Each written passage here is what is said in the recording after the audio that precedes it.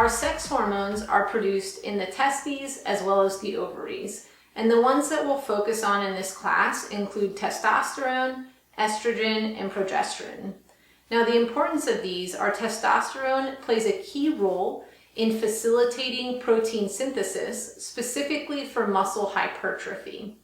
Whereas estrogen and progesterone, they change or fluctuate throughout the menstrual cycle, and they actually have an impact on our physiology, which would then impact our ability to do exercise. All three of these hormones are vital for reproductive reasons, but in this class, we're not going to talk about them in that context. Now, in the case of our sex hormones, both of them are initiated for their release at the level of the hypothalamus through the release of gonadotropin-releasing hormone. And gonadotropin-releasing hormone will act on the anterior pituitary gland. The anterior pituitary gland will cause the release of FSH, or follicle-stimulating hormone, and a derivative of LH, or luteinizing hormone. In the case of males, for testosterone production, you get the FSH that acts on the semifreniferous tubules to cause spermatogenesis. And for the Leydig cells, then you have the production of testosterone, which is responsible for the male secondary sex characteristics. And note that women also produce testosterone, just in much smaller quantities compared to males. Now, specific to women, both FSH and LH will act on the ovaries to produce estrogen. This is important for the development of the ovum, deposition of fat on both the thighs and the buttocks, as well as breast development. Now, most people are familiar with the fact that testosterone plays a large role in promoting muscle growth, but less people are familiar with how exercise in particular will be affected by the menstrual cycle. Now, for women in this class, it's maybe intuitive why you would need to understand this because it would affect you. But for men sitting in this class, this is just as important for you because you're probably not only going to have male patients someday. There's a high likelihood that half of your patients are going to be female. So it's also important that you understand how the menstrual cycle affects them during exercise. Now, in this graphic, you can see the two major phases of the menstrual cycle, the follicular phase as well as the luteal phase. It shows the follicular development at the top, both the pituitary and ovarian hormone levels at the middle, and the endometrial cycle at the bottom. And we're going to give our focus to the two phases, the follicular phase as well as the luteal phase, and what's going on with someone's exercise performance as a consequence of these phases. Now, the key aspect of the follicular phase in women is an increase or progressive increase in the content of estrogen throughout this phase. This prevents a challenge to storing carbs, as well as altering metabolism in women. So in this case, then women are going to burn through whatever carbs they do have stored as glycogen more quickly because it's more complicated on a cellular level to be able to do this during this phase because the higher estrogen levels are counteracting your ability to store glycogen. The exact mechanism of that is beyond the scope of this class. The hallmark of the luteal phase is an elevation in heart rate, so an elevation in metabolism, and often people end up with bloating and fatigue, as well as issues because core temperature is elevated during this phase. So a primary performance concern in this case would be someone exercising in the heat if their core temperature is already elevated due to where they're located within their menstrual cycle, and then just those feelings of fatigue and not feeling great doing a certain intensity of exercise. So from a practicality standpoint, what am I going to do or how am I going to think about performance when I'm in the follicular phase versus the luteal phase? Well, I'm probably going to want to be either in menstruation or in the follicular phase during some high priority performance event. During this phase, a woman's insulin sensitivity is going to be at its highest, which means their body will utilize glycogen or carbs a lot better.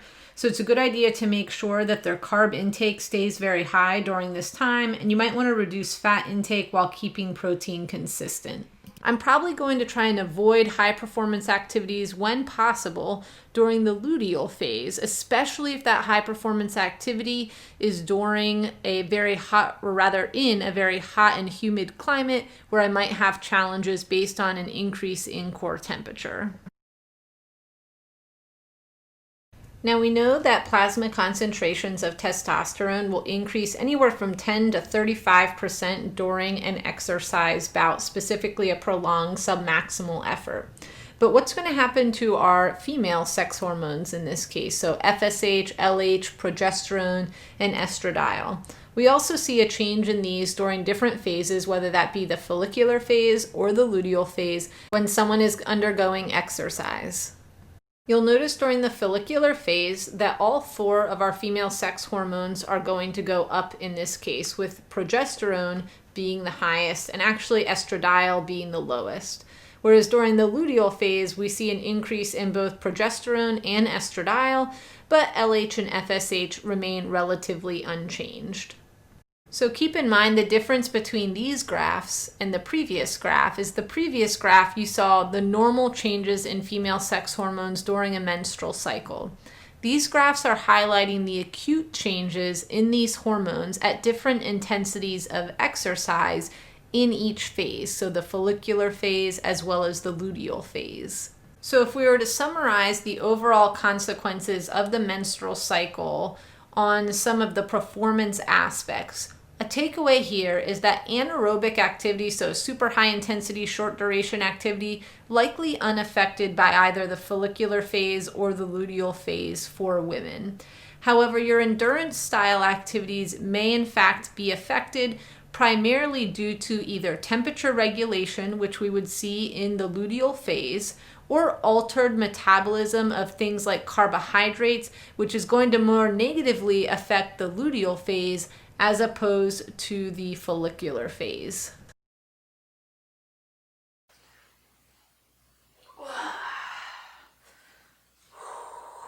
Oh, sorry, I forgot we were filming.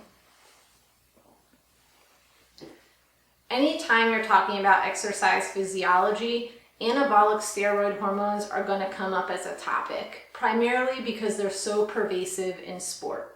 Now, people want to use anabolic steroid hormones to facilitate the protein synthesis that we would normally naturally get through testosterone and growth hormone. However, when people first started studying our anabolic hormones, when we studied those in a scientific context, scientists were sure that they had no effect, which was so strange because everyone in the bodybuilding world was showing these very robust effects. And what we found is in that context, people were taking anywhere from 10 to 100 times what is the recommended safe doses of these anabolic steroids. And they were seeing effects, as you can see in this picture. So here's the problem.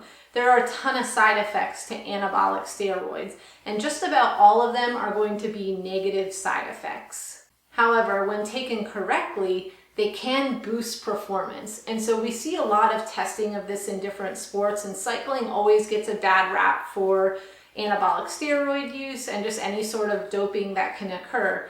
Part of that is because in that sport, there's a high amount of testing for anabolic steroids and other ergogenic aids. But like the NFL, for example, it's pervasive in the NFL. They just don't care and they don't test it or give out bans for it very often because they don't care in how it impacts their sport. Other sports are a lot more strict in controlling the use of any supplements. Now, anabolic steroids can be really helpful for some populations, but for most populations, and particularly youth athletes and people using that in sport, they're generally just taking too much of it, which is why you're having a lot of these negative health consequences. Done safely under the guise of a physician, it can be safe to do this and you will see beneficial effects, but I think most people tend to megadose and they're just taking far too much and they're having a lot of these really problematic side effects that usually will go away if you stop taking the steroid, but not always. So it's something to think about and something to be concerned about, and we think about it a lot in the sports context because whatever we regulate at the elite level is going to trickle down to youth sport. If we don't regulate it at the elite level, then it's definitely probably going to get used in youth sport. And what kind of consequence does that have for somebody whose body is still developing and still growing? That's where that can become really concerning. Now, it's important to point out that steroid use can be really beneficial in certain populations. So people who are recovering from cancer and have a lot of muscle wasting, people who are just older individuals who have altered muscle metabolism and have a hard time keeping muscle mass on, this can be a very beneficial effect of utilizing steroids to increase muscular hypertrophy. But there are also a lot of negative side effects for people who are using it, and particularly not using it under the supervision of a physician. So things like depression, high blood pressure, headaches, acne, different cardiovascular complications, liver damage, altered libido, mood swings, aggression. So it's important to think twice if someone is utilizing steroids and they're not utilizing them under the consultation of a physician, and particularly in young individuals. This is something you really want to be careful with because some of these effects could be life-lasting. Usually they will revert once the steroid use is stopped, but we really want to be careful that people aren't using this under correct supervision, because that's when a lot of these negative side effects are going to occur. I can think of one example that I can remember whenever I was younger, seeing someone who had come into a physical therapy clinic and they had been abusing steroids. They actually looked like Hulk Hogan, which was kind of neat.